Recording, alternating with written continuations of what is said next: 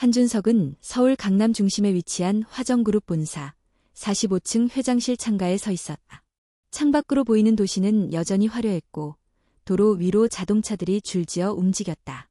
하지만 그 빛나는 풍경은 그에게 아무런 위로도 되지 않았다. 모든 것을 가졌다. 수천억 자산의 부동산 개발사 회장, 수백 명의 직원을 거느린 리더. 매스컴에서 신화적인 경영인이라 부르며 조명을 쏟아냈다. 그런데 왜 이렇게 외로울까? 준석은 조용히 서랍을 열었다. 한 장의 오래된 사진이 그 안에 있었다. 대학생 시절, 가난했지만 행복했던 그 시절, 그리고 그 옆에 웃고 있는 여자. 윤수진. 그의 첫사랑이었다. 둘은 같은 대학 경영학과에서 만났고 아무것도 없던 시절 함께 컵라면을 나눠 먹으며 미래를 꿈꿨다. 하지만 졸업 직전 준석의 아버지가 쓰러지며 빚이 생기고 그는 수진에게 이별을 고할 수밖에 없었다. 내 곁에 있으면 너까지 불행해져. 우리 여기까지만 하자. 그것이 마지막이었다. 세월은 흘러 그는 사업에 성공했고 몇 해 전엔 비서였던 강혜원과 결혼했다. 처음엔 밝고 배려심 많던 혜원도 시간이 지나며 달라졌다. 이제는 대화도 거의 없고 항상 어디론가 바쁘게 나다녔다. 그런 그녀가 요즘 자주 함께 시간을 보내는 인물이 있었다. 이민규. 준석의 대학 동기이자 화정그룹의 부회장. 민규는 오랜 친구였고 함께 회사를 키워온 파트너였다. 하지만 최근 그와 혜원의 관계는 도무지 설명할 수 없을 만큼 가까워졌다. 사무실 밖에서 함께 식사하는 모습, 주말에 같은 시간대에 외출한 흔적. 준석은 내색하지 않았지만 의심은 마음속 깊은 곳에서 조용히 자라나고 있었다. 그런 불안한 감정 속에서도 오늘은 중요한 날이었다. 화정그룹이 수년간 준비한 부산 해안개발 프로젝트의 최종 계약일. 일본 대기업과의 합작 투자로 계약 금액만 수천억 원에 달하는 대형 프로젝트였다. 이 계약이 성사되면 화정은 글로벌 기업으로 도약하게 되고 준석은 업계의 전설로 기록될 터였다. 비서가 회의실로 들어와 말했다. 회장님, 차량 준비됐습니다. 10분 후 출발하시면 시간 맞게 도착하십니다. 준석은 양복 재킷을 걸치고 마지막으로 창밖을 바라보았다. 서울의 아침 햇살은 변함없이 빛나고 있었지만 그의 마음은 여전히 무거웠다. 계약은 성공할 것이다. 하지만 모든 게 불안했다. 사람들이, 관계가, 그리고 자신이. 그는 엘리베이터를 타고 내려가며 휴대폰을 꺼냈다. 어젯밤 혜원이 보낸 메시지가 떠올랐다. 오늘은 민규 오빠랑 미팅이 있어서 늦을 것 같아. 저녁은 먼저 먹고 있어. 민규 오빠라는 말이 유난히 눈에 거슬렸다. 하지만 그는 아무 말도 하지 않았다. 아직은 1층 로비를 지나 회사 앞 주차장으로 걸어가는 순간 그 모든 생각이 멈췄다. 그를 향해 전속력으로 달려오는 작은 그림자 하나. 10살쯤 되어 보이는 남자아이가 비틀거리며 소리쳤다. 아저씨, 그 차에 타지 마세요. 경호원이 재빨리 달려가 아이를 붙잡으려 했지만 아이는 필사적으로 소리쳤다. 진짜예요. 그 차 밑에 누가 뭐 했어요. 어젯밤에 봤어요. 어떤 여자랑 남자가. 순간 준석의 걸음이 멈췄다. 아이는 땀에 젖은 얼굴로 숨을 헐떡이며 계속 말했다.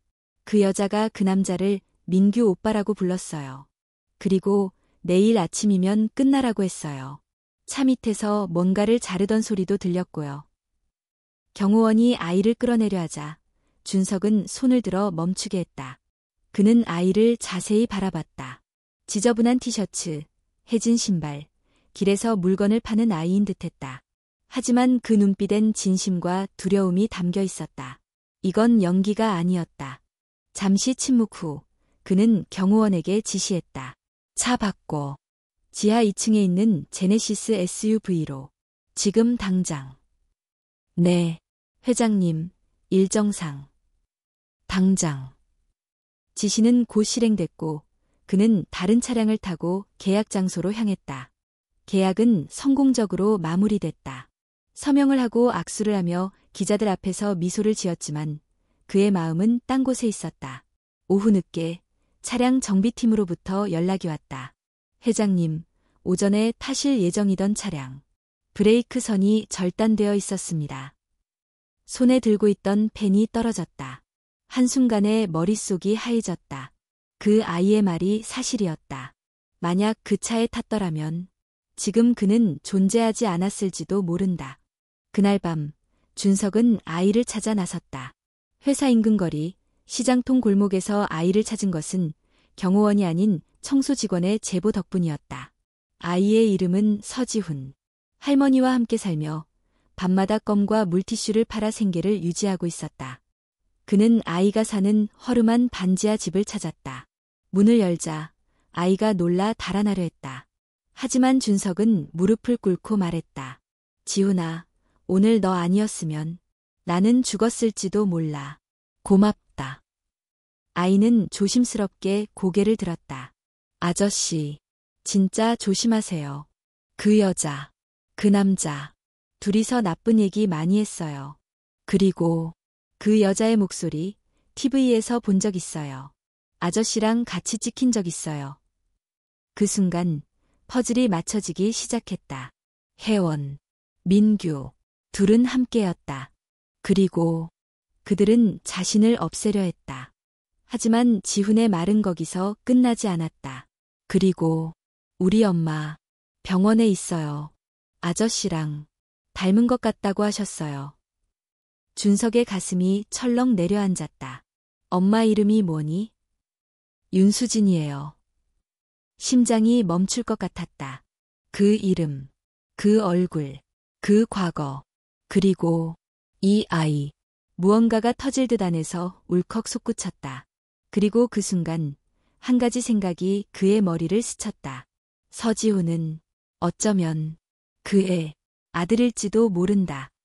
한준석은 그날 밤 잠을 이루지 못했다. 지하 반지하 방에서 만난 아이, 서지훈의 얼굴과 말들이 계속 머릿속을 맴돌았다.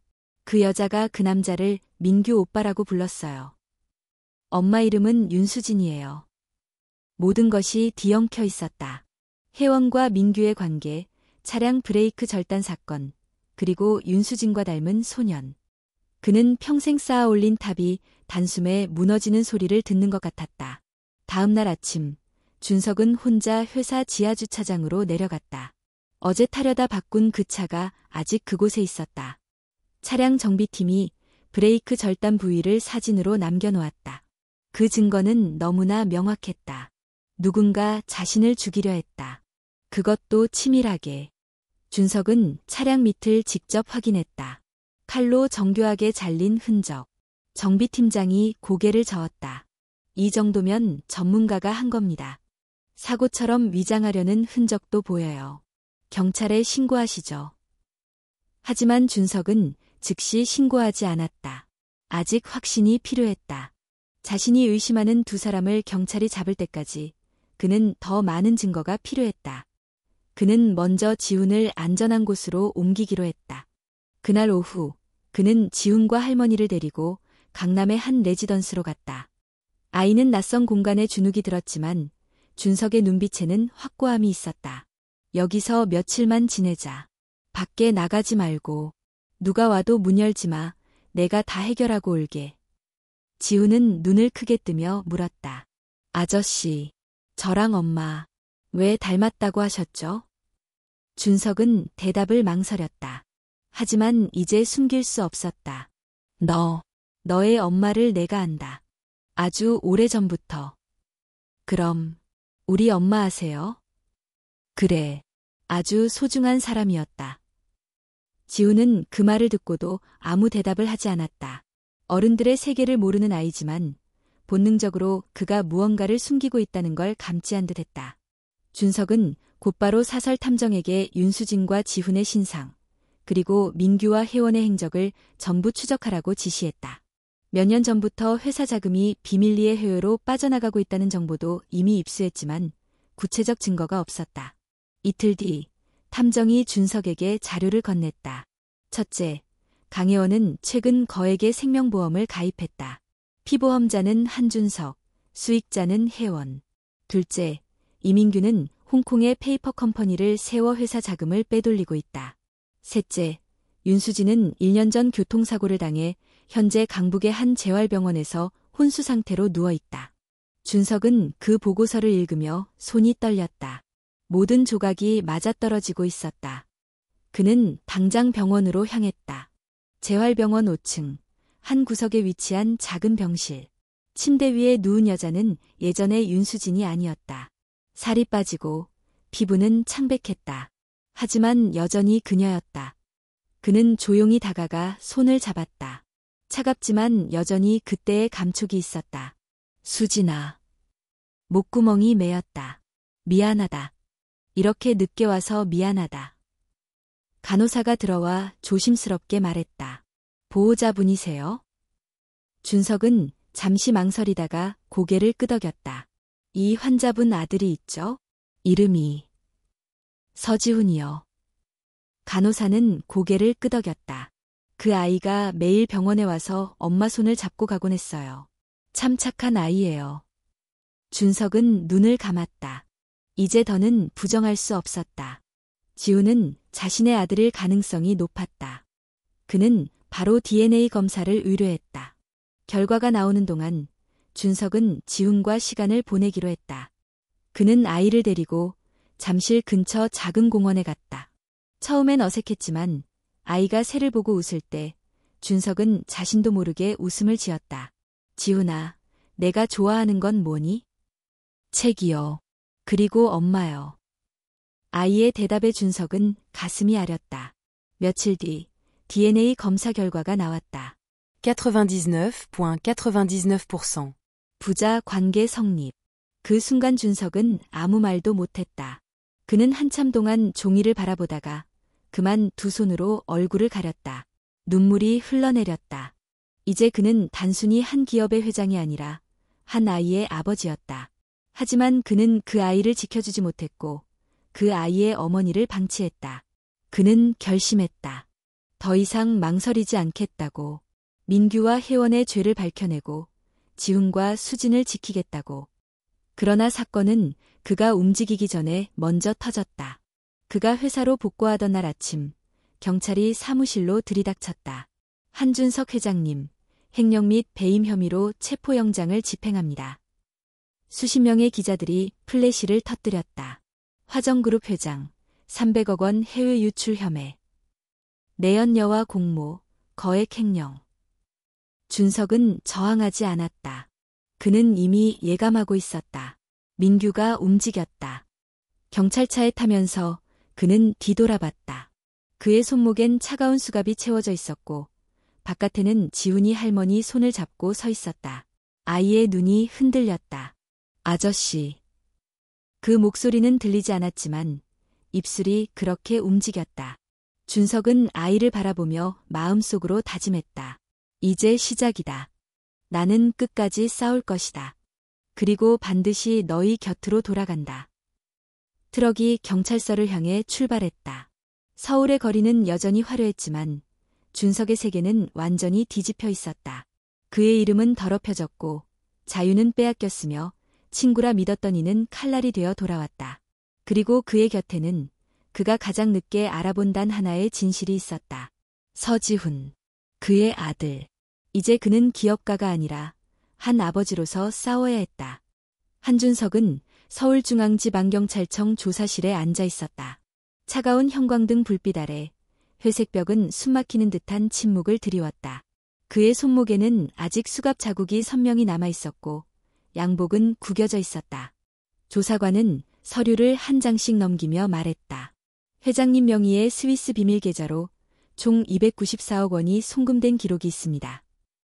이 모든 자금은 화정그룹 산하 프로젝트 자금으로 확인됐습니다. 계좌 개설일, 서명, 모두 본인 것으로 확인됐습니다. 준석은 조용히 그 서류를 들여다보았다. 서명은 분명히 자신의 것이었다. 하지만 그는 결코 그 계좌를 만들지도 돈을 옮기지도 않았다. 저 서명, 위조입니다. 정밀 감정해보십시오. 제 서명과 유사하게 흉내낸 위조입니다. 조사관은 고개를 갸웃했지만 반응은 냉담했다. 그 주장은 이미 혜원 씨도 했습니다. 그녀는 모든 책임을 회장님께 돌리고 있습니다. 한준석은 그 순간 모든 것을 깨달았다. 혜원은 자신을 버렸다. 민규에게 협력하며 계획한 이 배신극에서 그녀는 마지막에 자신까지 지우려 했다. 며칠 뒤 구속수감된 상태에서 첫 재판이 열렸다. 언론은 연일 기사로 도배됐다. 재벌 회장, 회사 자금 수백억 횡령. 전직 비서 출신 아내와 친구의 음모. 아들까지 버린 아버지의 이중생활. 세상은 차가웠다. 준석을 감쌌던 명예와 신뢰는 단숨에 조롱과 혐오로 바뀌었다. 하지만 단 한 사람, 아니 단 한 아이만은 달랐다. 재판 첫날, 방청석 구석에서 지훈이 혼자 앉아 있었다. 얇은 점퍼를 입고 작게 웅크린 채. 준석은 유리창 너머로 아이와 눈이 마주쳤다. 지훈은 눈을 피하지 않았다. 그저 물끄러미 준석을 바라보다가 작게 고개를 끄덕였다. 그것은 용서도 확신도 아니었다. 다만 기다리고 있다는 신호였다. 그 신호 하나로 준석은 버틸 수 있었다. 며칠 뒤 변호인이 면회를 와서 말했다. 회장님, 새로운 증거가 확보됐습니다. 이민규 씨가 해외로 송금한 자금의 흐름 중 일부가 추적됐습니다. 그의 이름으로 연결된 법인에서 복수의 계좌로 나눠 들어간 것이 확인됐습니다. 준석은 조용히 미소 지었다. 이제 시작이군요. 그는 지훈의 존재를 공개하기로 결심했다. 기자회견을 열고 말했다. 저는 서지훈이라는 아들을 두고 있습니다. 그 아이는 저에게 진실을 말해준 유일한 존재였습니다. 그리고 지금 이 순간 제가 싸우는 이유는 명예도 아니고 재산도 아닙니다. 그 아이 앞에서 부끄럽지 않은 아버지가 되기 위해서입니다. 기자들은 술렁였고 온라인에서는 뜨거운 반응이 일었다. 어린 아들이 아버지를 구했다는 이야기, 죽음을 막은 소년의 경고. 이야기는 사람들의 마음을 흔들었다. 며칠 뒤 결정적인 사건이 발생했다. 이민규가 홍콩에서 체포되었다는 소식이 전해졌다. 국제공조수사 결과 이조된 서류의 원본 파일과 계좌 내역이 그의 노트북에서 발견된 것이다. 혜원 또한 더 이상 거짓을 유지하지 못하고 자백했다. 민규가 다 꿈이었어요. 저는 그저 그에게 휘둘렸을 뿐이에요. 준석 씨가 나를 더는 사랑하지 않는다고 생각했어요. 매일 바쁘다는 말뿐이었고 나는 집안의 장식품처럼 느껴졌어요. 그녀의 말은 준석에게 아무런 위로도 되지 않았다. 사랑이 식었다는 이유로 누군가를 죽이려 한 것.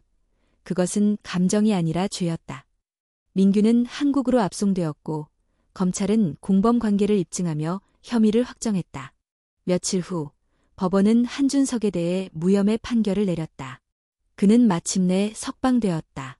기자들이 몰려왔다. 회장님, 억울한 옥살이를 하셨는데 가장 먼저 하고 싶은 말은?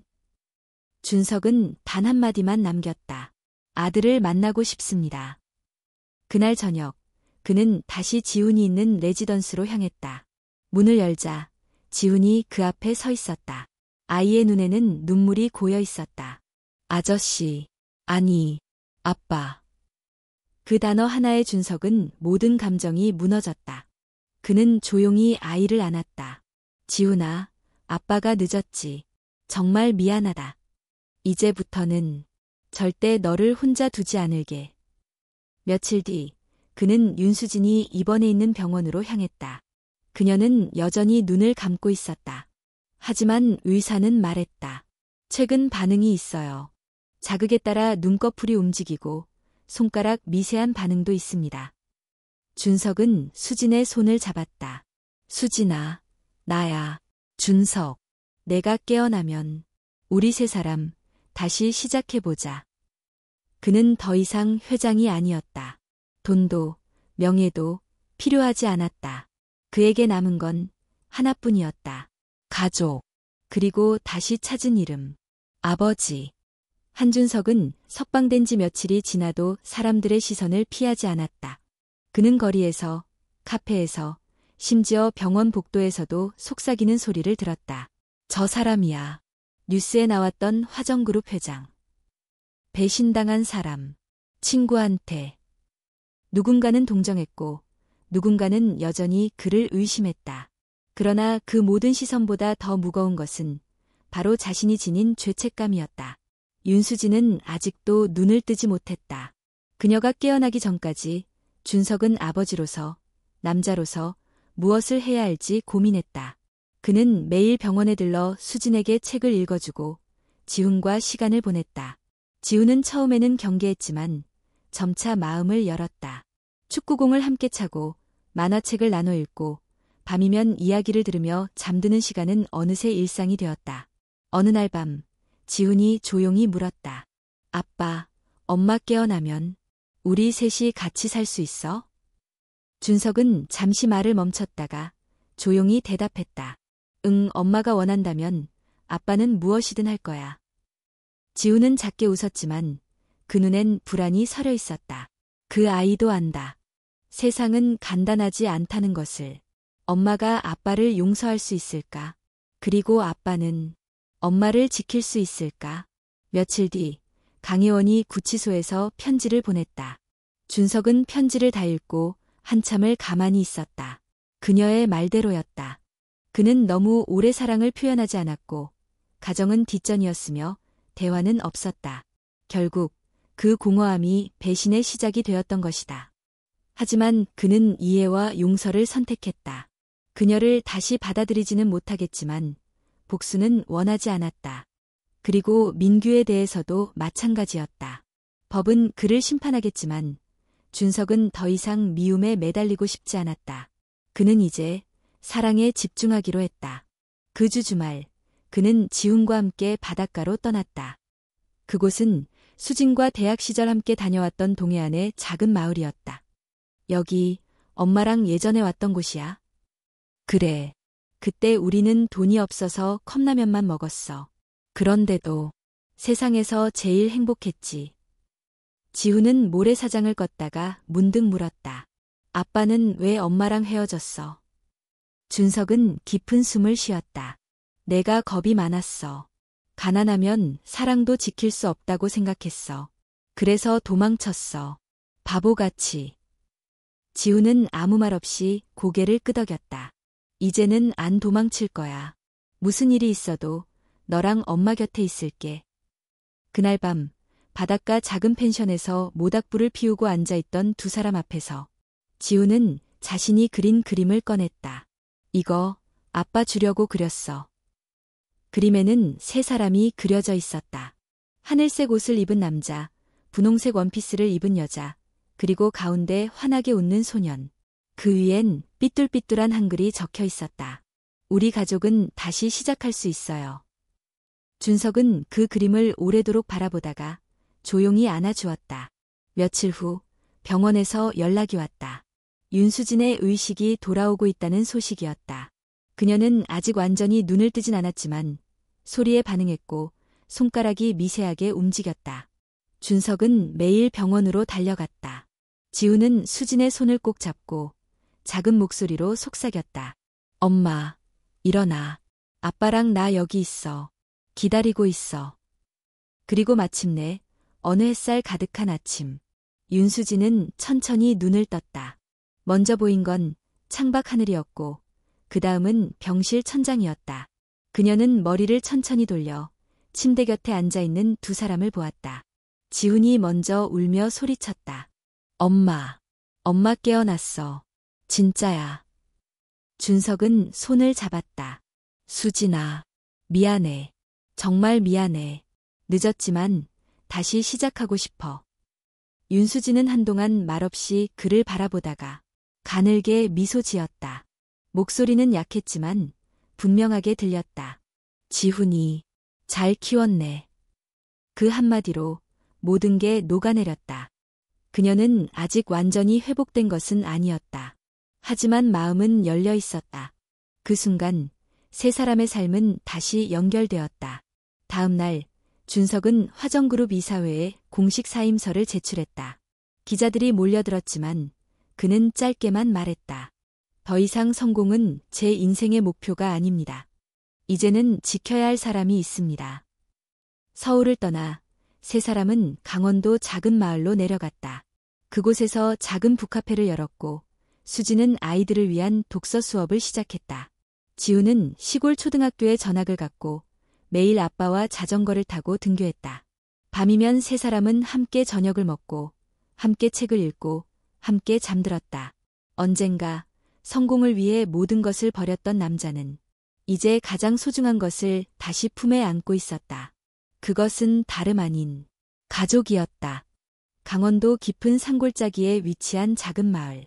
이곳은 한때 전국에서 가장 붐비는 관광지 중 하나였지만 지금은 조용한 바람만이 산들산들 불어오는 평화로운 동네가 되었다. 그 마을 외곽에 자리 잡은 작은 북카페 다시 봄. 외관은 소박하지만 따뜻한 나무향이 가득하고 창밖으로는 계곡물이 졸졸 흐른다.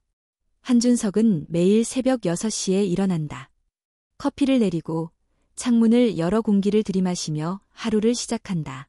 윤수진은 천천히 회복 중이었다. 아직 약간의 재활치료가 필요하지만 이미 일상생활을 무리 없이 할 수 있을 정도가 되었다. 그녀는 마을 아이들에게 독서 수업을 열었다. 교실도 없고 책상도 없지만 아이들은 그 품을 따뜻하게 느꼈다. 지훈은 웃음이 많아졌다. 서울에서의 어두운 그림자는 이제 희미해졌고 매일 아빠와 자전거를 타고 학교에 간다. 오후엔 카페에서 엄마 옆에 앉아 책을 읽고 손님들이 오면 물을 따라드리기도 한다. 어느 날 카페에 낯선 손님이 들어왔다. 중년의 남자였고 서울 말투에 정장을 입고 있었다. 그는 커피를 시킨 후 조심스럽게 말을 건넸다. 혹시 한준석 회장님 맞으신가요? 준석은 잠시 정적을 가졌다. 그리고 미소 지으며 대답했다. 지금은 그냥 지훈이 아빠입니다.